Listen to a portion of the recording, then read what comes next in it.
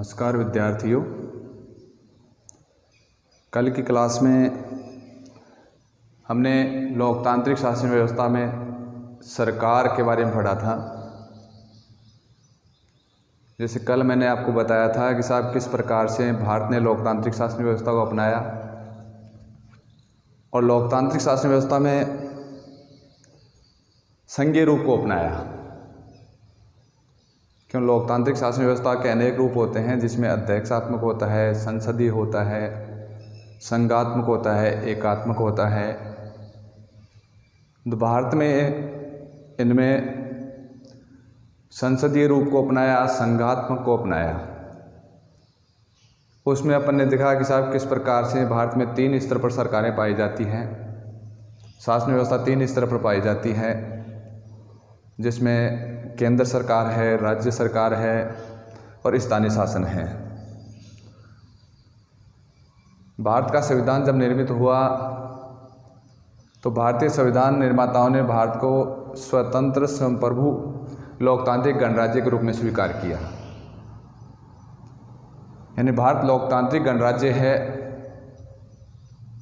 और गणराज्य का अर्थ होता है कि साहब जिसमें शासन प्रमुख वंशानुगत न होकर निर्वाचित होता है। गणराज्य का अर्थ होता है, दोबारा रिपीट कर रहा हूँ मैं, जिसमें शासन प्रमुख वंशानुगत न होकर निर्वाचित होता है। इसी प्रकार जैसे मैंने कल आपको बताया था कि साहब भारत में शासन व्यवस्था में आपने अध्ययन किया तो पाया होगा कि भारत में जो शासन प्रमुख है, प्रथम व्यक्ति है, वो राष्ट्रपति होता है। और राष्ट्रपति भारत में वंशानुगत न होकर निर्वाचित होता है, इसलिए भारत क्या है, एक लोकतांत्रिक गणराज्य है। तो कल मैंने आपको डिटेल से बताया था कि साहब किस प्रकार से शासन के विभिन्न रूप भारत में हैं, शासन के विभिन्न अंग मैंने बताए थे आपको। आज हम उस विभिन्न अंगों में से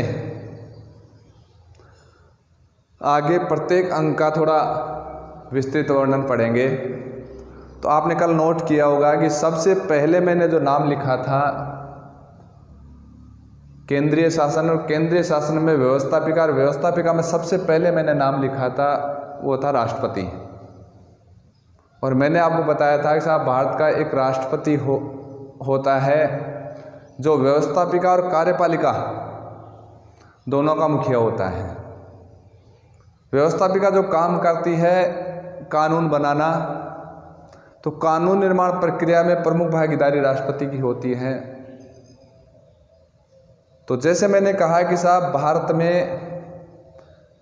राष्ट्रपति वंशानुगत होकर निर्वाचित होता है, इसलिए राष्ट्रपति के बारे में पढ़ने के लिए अपन को 2 पार्ट पढ़ने होते हैं, इसके 2 भाग पढ़ने होते हैं।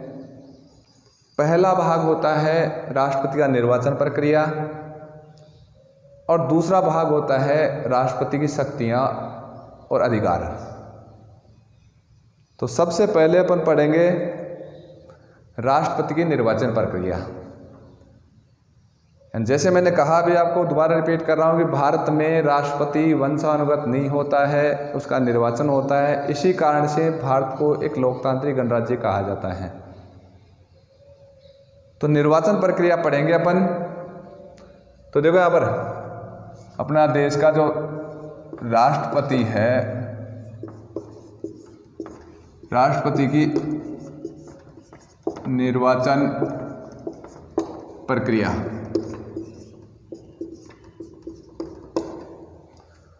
राष्ट्रपति की निर्वाचन प्रक्रिया। तो भारत का जो राष्ट्रपति है, भारत ने एक संसदीय कार्यप्रणाली को अपनाया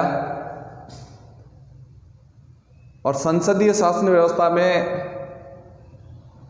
लोकतांत्रिक शासन का केंद्र बिंदु संसद होती है। इसलिए भारत का जो राष्ट्रपति है उसकी निर्वाचन प्रक्रिया भारत में अप्रत्यक्ष निर्वाचन प्रक्रिया को अपनाया गया। इन जनता डायरेक्ट राष्ट्रपति का चुनाव नहीं करती है, राष्ट्रपति इनडायरेक्ट चुनाव होता है। तो निर्वाचन प्रक्रिया पढ़ने के लिए अपन को विभिन्न बिंदुओं में अध्ययन करना होगा, जिसमें सबसे पहले अपन जो बिंदु बनाए, राष्ट्रीय निर्वाचन प्रक्रिया का सबसे पहले जो बिंदु अपनाए अपन, तो सबसे पहले पढ़ेंगे अपन निर्वाचन पद्धति। सबसे पहले पढ़ेंगे अपन निर्वाचन पद्धति कि साहब किस प्रकार से राष्ट्रपति का चुनाव किया जाता है, चुनाव में कौन सी निर्वाचन पद्धति अपनाई गई है, राष्ट्रपति के चुनाव में कौन सी निर्वाचन पद्धति को अपनाया गया है। तो उसके लिए देखें अपन, तो जैसे मैंने कहा कि साहब राष्ट्रपति के लिए निर्वाचन प्रक्रिया अप्रत्यक्ष है, तो राष्ट्रपति की निर्वाचन प्रक्रिया में क्या है, जनता द्वारा अप्रत्यक्ष रूप से, यानी सबसे पहली लाइन आई निर्वाचन पद्धति की, जनता द्वारा अप्रत्यक्ष रूप से। अब उसके बाद जो दूसरा बिंदु आ रहा है इस निर्वाचन पद्धति का, अलग अलग बोल रहा हूँ इसलिए बोल रहा हूँ कि आपको अच्छी तरह से याद हो सके, उसको समझ सको। जनता द्वारा अप्रत्यक्ष रूप से। दूसरा आता है इसका आनुपातिक प्रतिनिधित्व, आनुपातिक प्रतिनिधित्व पद्धति से, आनुपातिक प्रतिनिधित्व पद्धति से, ये दूसरा पॉइंट है इस निर्वाचन पद्धति का। जनता द्वारा अप्रत्यक्ष रूप से आनुपातिक प्रतिनिधित्व पद्धति से, इसका मतलब ये होता है कि साहब राष्ट्रीय निर्वाचन में जो राज्यों की भागीदारी है, राज्य की जो हिस्सेदारी है, उसमें उनका जो मत का मूल्य है वो जनसंख्या के अनुपात में है। किसके अनुपात में है? जनसंख्या के अनुपात में। इसलिए इसको कहा जाता है आनुपातिक प्रतिनिधित्व पद्धति से एकल संक्रमणीय मत प्रणाली।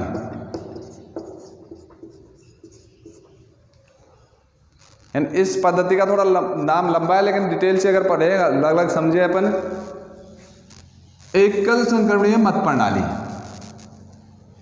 यानी इसका मतलब यह है कि राष्ट्रपति की जो निर्वाचन प्रणाली है उसमें यह निर्धारित किया गया है कि साहब न्यूनतम मत मूल्य प्राप्त करना अनिवार्य है, और न्यूनतम मत मूल्य अगर कोई प्रत्याशी प्राप्त नहीं करता है तो फिर क्या है, मतों का संक्रमण किया जाता है। यानी जैसे मान लो 3 प्रत्याशी खड़े हैं, 3 प्रत्याशी चुनाव लड़ रहे हैं, उसमें अगर किसी को न्यूनतम कोटा प्राप्त नहीं हुआ तो जिस प्रत्याशी के जीतने की प्रत्याशा बिल्कुल कम है उसके प्रत्याशी के मतों का संक्रमण ऊपर के प्रत्याशियों में किया जाता है, और यह संक्रमण प्रक्रिया तब तक चलती रहती है जब तक कि न्यूनतम कोटा प्राप्त न हो जाए। और लास्ट इसकी लाइन है इस निर्वाचन प्रणाली की, वह है गुप्त मतदान द्वारा।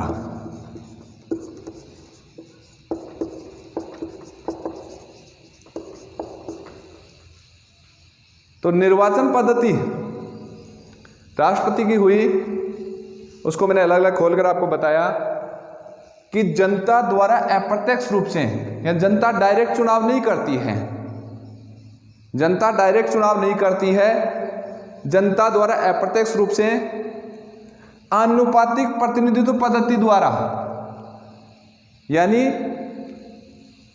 जनसंख्या के अनुपात में प्रतिनिधित्व प्राप्त है, और न्यूनतम कोटा प्राप्त करने के लिए एकल संक्रमणीय मत प्रणाली अपनाई गई है। इसलिए क्या है, इसको निर्वाचन पद्धति को कहते हैं जनता द्वारा अप्रत्यक्ष रूप से आनुपातिक प्रतिनिधित्व पद्धति से एकल संक्रमणीय मत प्रणाली द्वारा गुप्त मतदान द्वारा किया जाता है। तो यह है राष्ट्रपति की निर्वाचन पद्धति। अब देखो अगला पॉइंट है वो है, पहले लिख देते हैं इसको यहीं पर,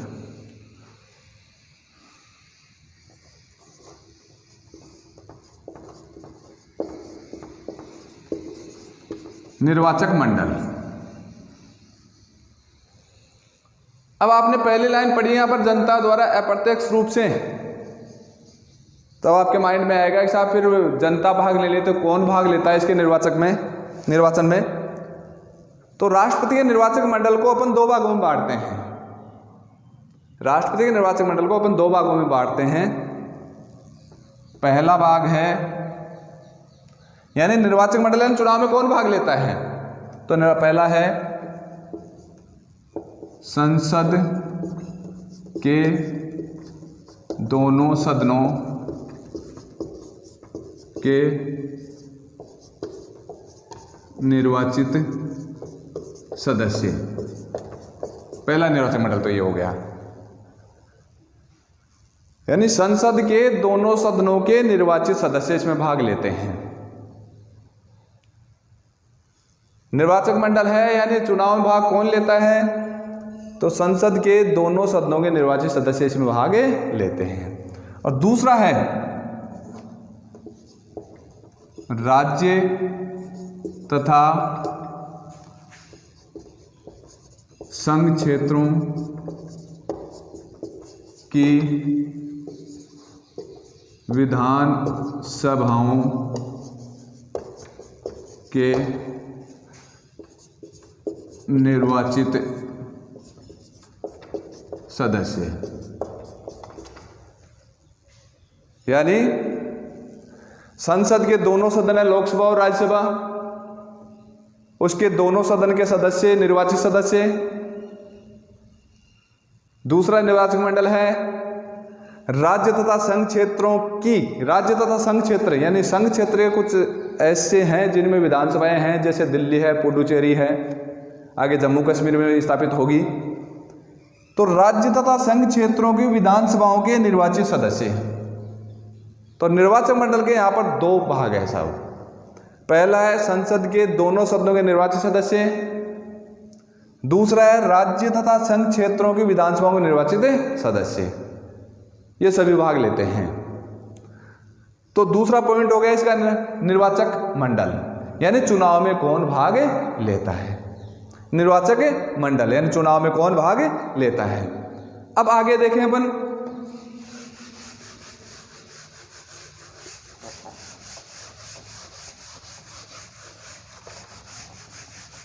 तीसरा पॉइंट आता है निर्वाचन का,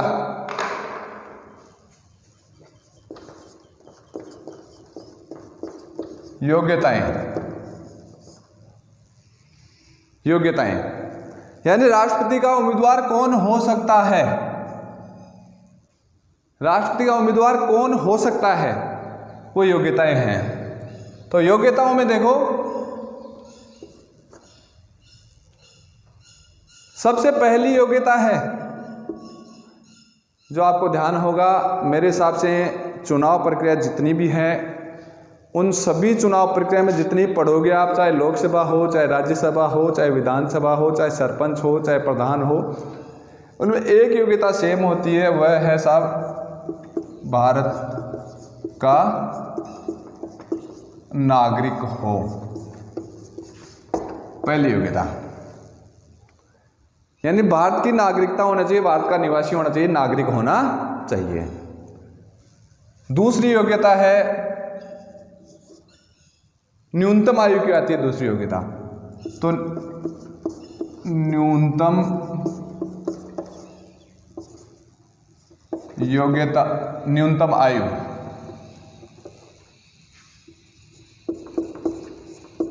35 वर्ष हो।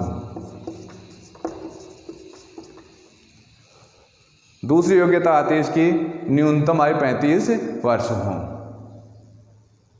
तीसरी योग्यता आती है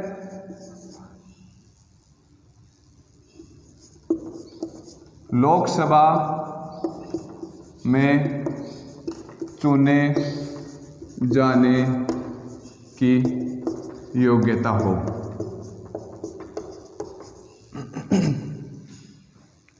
तीसरी योग्यता है इसकी कि लोकसभा में चुने जाने की योग्यता हो। यानी राष्ट्रीय चुनाव के लिए, राष्ट्रपति का उम्मीदवार बनने के लिए सबसे पहली योग्यता है भारत का नागरिक हो, दूसरी योग्यता है न्यूनतम आयु 35 वर्ष हो, तीसरी योग्यता है लोकसभा में चुने जाने की योग्यता रखता हो। अब देखो, इसमें एक बात और है जो मैं आपको बता दूं, जो आप कहीं भी लिख सकते हो, उसको यहां पर भी लिख सकते हो, आगे भी लिख सकते हो। क्यों? भारत के राष्ट्रपति पद की गरिमा को बनाए रखने के लिए, उसके निर्वाचन में भीड़ को कम करने के लिए एक शर्त अपने संविधान में और रखी गई है। वो है कि देखो, उम्मीदवारी फॉर्म प्रत्येक व्यक्ति लगा सकता है, प्रत्याशी के लिए फॉर्म प्रत्येक व्यक्ति लगा सकता है, लेकिन जो नॉमिनी फॉर्म है उसी व्यक्ति का स्वीकार होगा। ध्यान से सुनना, नॉमिनी फॉर्म उसी व्यक्ति का स्वीकार होगा जिसके नॉमिनी फॉर्म पर 50 + 50 यानी 50 मतदाता उसका प्रस्ताव रखें और 50 मतदाता उसका क्या है, अनुमोदन करें। और 50 मतदाता कौन है? निर्वाचक मंडल के सदस्य। यानी 50 मतदाता यानी निर्वाचन मंडल के सदस्य उसका प्रस्ताव रखें और 50 मतदाता उसका अनुमोदन करें, तब उसका नॉमिनी फॉर्म, उम्मीदवारी फॉर्म, आवेदन पर फॉर्म स्वीकार किया जाएगा। तो दूसरा बिंदु यहां पर आ गया, योग्यताएं। तीसरा बिंदु यानी राष्ट्रपति पद का उम्मीदवार बनने के लिए योग्यताएं ये चाहिए। अब आगे बिंदु आता है चौथा,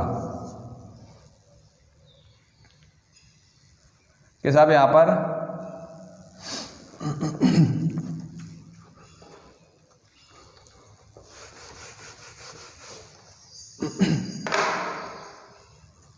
कार्यकाल।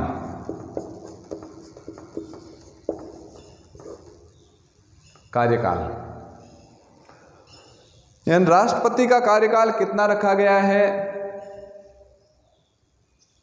तो अपने संविधान द्वारा राष्ट्रपति का कार्यकाल 5 वर्ष रखा गया है। कितने वर्ष रखा गया है? 5 वर्ष रखा गया है। अब इसमें आपको एक बात ध्यान और रखनी है कि 5 वर्ष से पहले राष्ट्रपति पद रिक्त हो सकता है, मृत्यु हो जाए, त्यागपत्र दे दे, या महाभियोग द्वारा पद से हटाया जा सकता है। तो यहां पर देखो,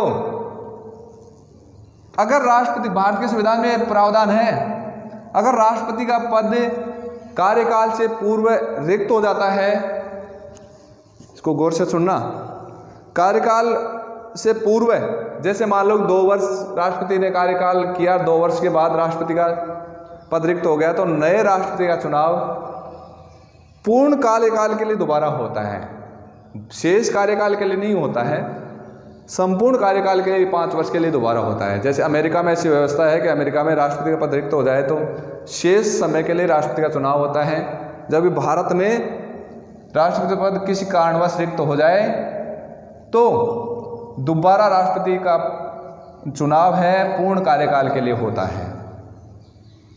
अब आगे 5वां बिंदु आता है आपके लिए, वेतन, भत्ते और सुविधाएं।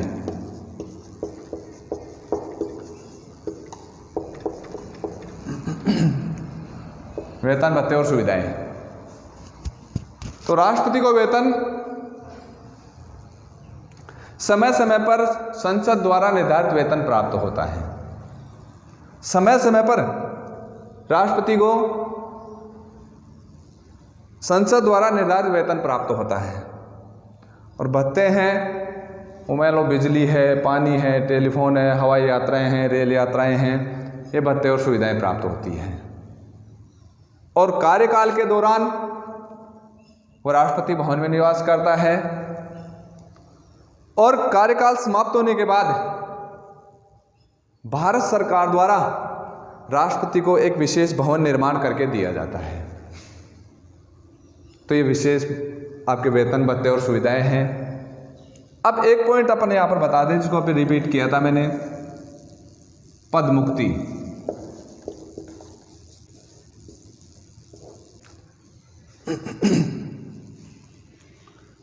राष्ट्रपति का पद रिक्त किन कारणों से हो सकता है? पद मुक्ति ऑब्लिक अपन कह सकते हैं महाभियोग।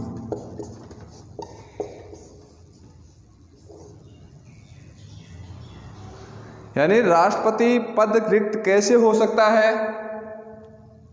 तो उसके लिए भारतीय संविधान में व्यवस्था की गई है, बताया गया है कि पद मुक्ति 3 तरह से हो सकती है। पहला तो त्यागपत्र दे दे, दूसरा मृत्यु हो जाए, तीसरा है महाभियोग द्वारा पद से हटाया जा सकता है। अब यहां पर एक बात आती है, महाभियोग प्रक्रिया क्या है? तो महाभियोग लगाने का अधिकार किसको है? तो वह साहब संसद को। महाभियोग लगाने का अधिकार संसद को है। अब महाभियोग प्रक्रिया क्या है? तो संसद के दोनों सदनों में 2/3 बहुमत से अगर प्रस्ताव पारित हो जाए महाभियोग प्रस्ताव, तो राष्ट्रपति पद रिक्त माना जाता है। और राष्ट्रपति पर महाभियोग प्रस्ताव किसी भी सदन में लाया जा सकता है। इसके प्रक्रिया में थोड़ा सा ध्यान से सुनना। महाभियोग प्रस्ताव किसी भी सदन में लाया जा सकता है, राज्यसभा या लोकसभा। लेकिन इसकी प्रक्रिया क्या है कि महाभियोग प्रस्ताव लाने के लिए सदन के 1/4 सदस्यों की सहमति अनिवार्य है। प्रस्ताव लाने के लिए 1/4 सदस्यों की सहमति अनिवार्य है।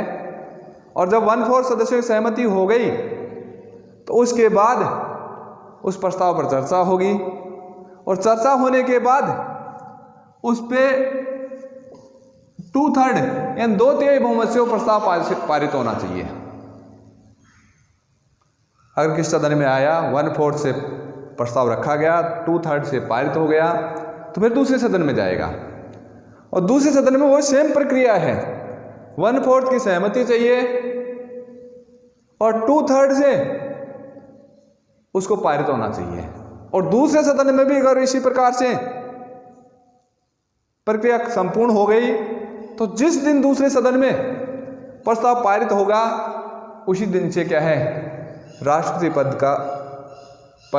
का पद रिक्त माना जाएगा। इसमें लास्ट पॉइंट है जो ध्यान से सुनना आप, कि भारतीय संवैधानिक इतिहास में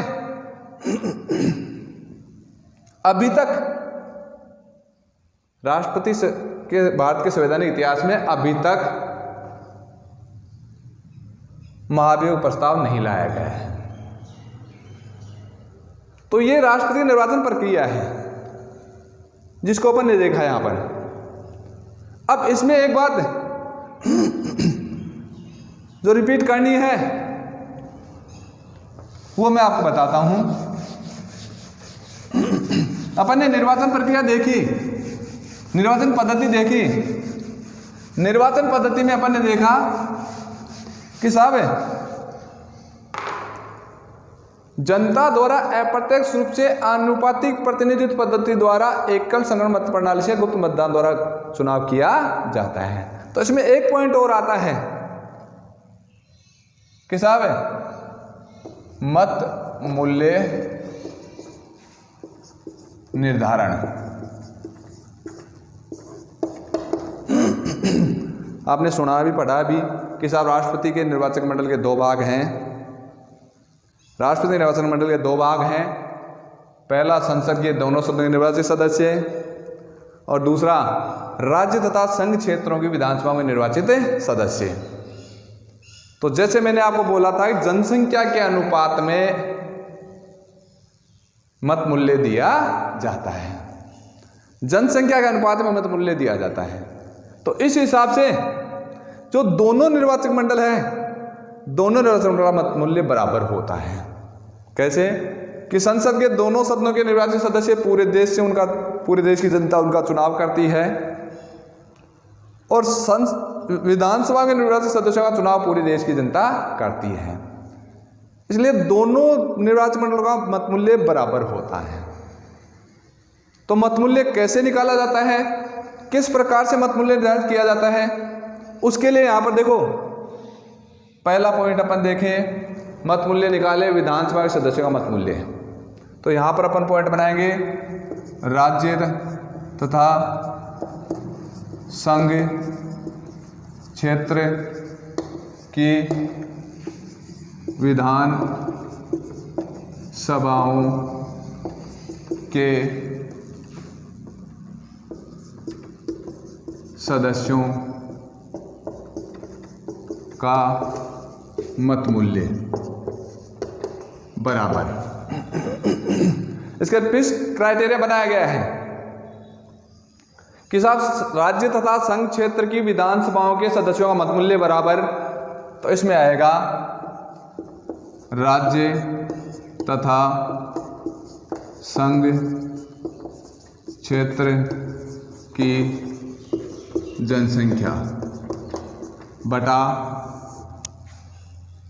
ध्यान देना, राज्य तथा संघ क्षेत्र की विधान सभा के निर्वाचित सदस्यों की संख्या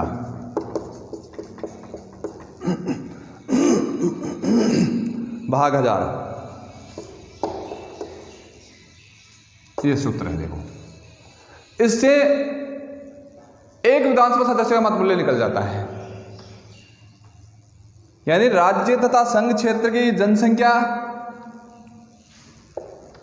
बटा राज्य तथा संघ क्षेत्र की विधानसभा के निर्वाचित सदस्यों की संख्या भाग 1000।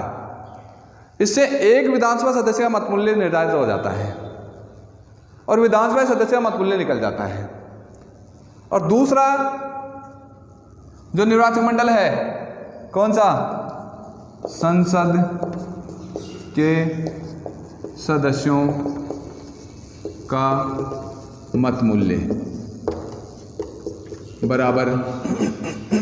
अभी जैसे मैंने रिपीट किया कि राज्य तथा संघ क्षेत्र विधानसभा का मत मूल्य बराबर संसद के सदस्यों का मत मूल्य।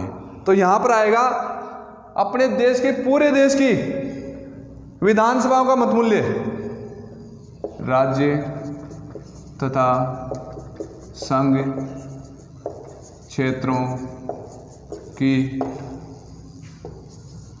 विधान सभाओं के सदस्यों का कुल मत मूल्य बटा ये कौन सा, संसद के दोनों सदनों के सदस्य संख्या, यानी निर्वाचित सदस्यों की संख्या। इस प्रकार कुल मत मूल्य निकलता है। यानी संसद के सदस्यों का मत मूल्य बराबर राज्य तथा संघ क्षेत्र की विधानसभाओं के सदस्यों का कुल मत मूल्य बटा संसद के दोनों सदनों के सदस्यों की निर्वाचित सदस्यों की संख्या। इस प्रकार से मत मूल्य निकाला जाता है।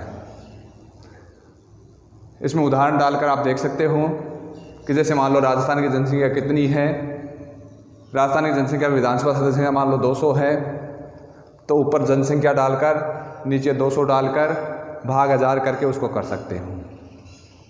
अब एक पॉइंट यहां पर थोड़ा सा रह गया।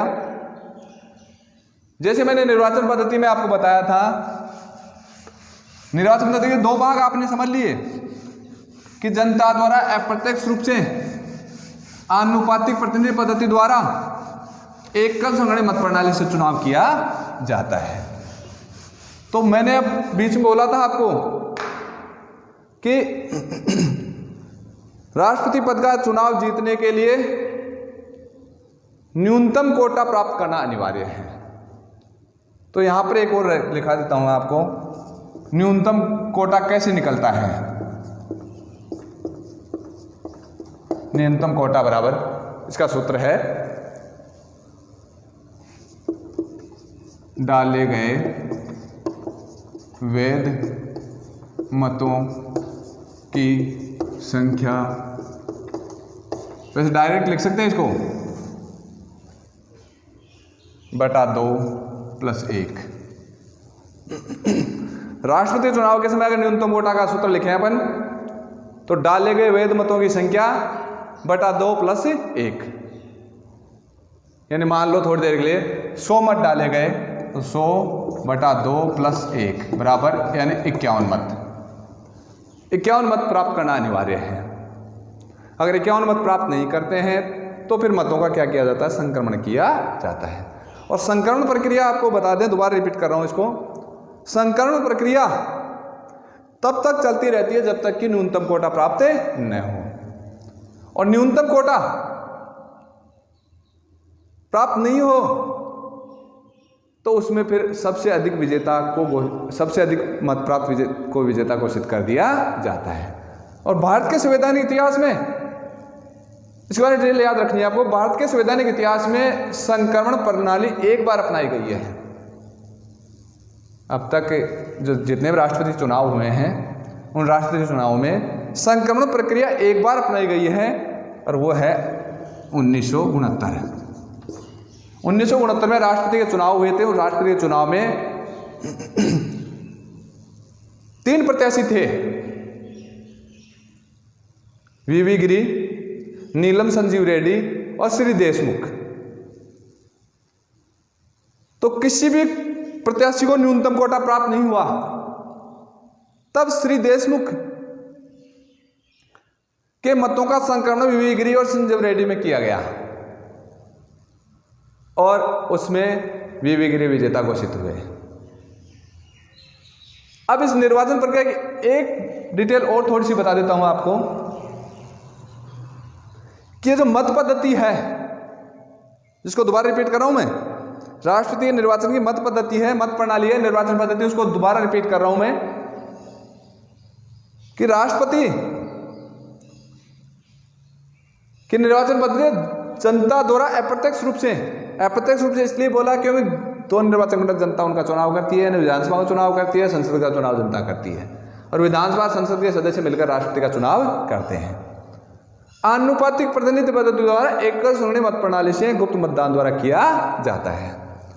अब यहां पर एक और बता दूं आपको मैं कि राष्ट्रपति की मत प्रणाली में मतदान कैसे होता है।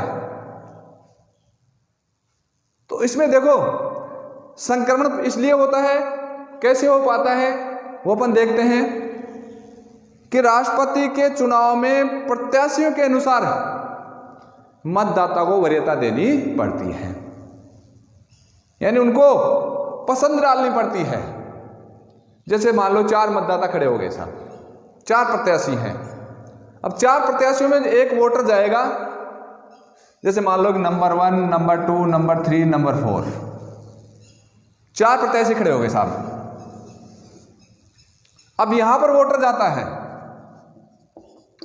अब ऐसे नहीं, साधारण मतदान में तो क्या है, किसी एक को वोट देकर आ गया, हो गया कंप्लीट, वोटिंग मशीन में एक बटन दबा दिया, हो गया कंप्लीट। लेकिन इसमें क्या होता है कि जैसे मान लो साहब 4 प्रत्याशी हैं,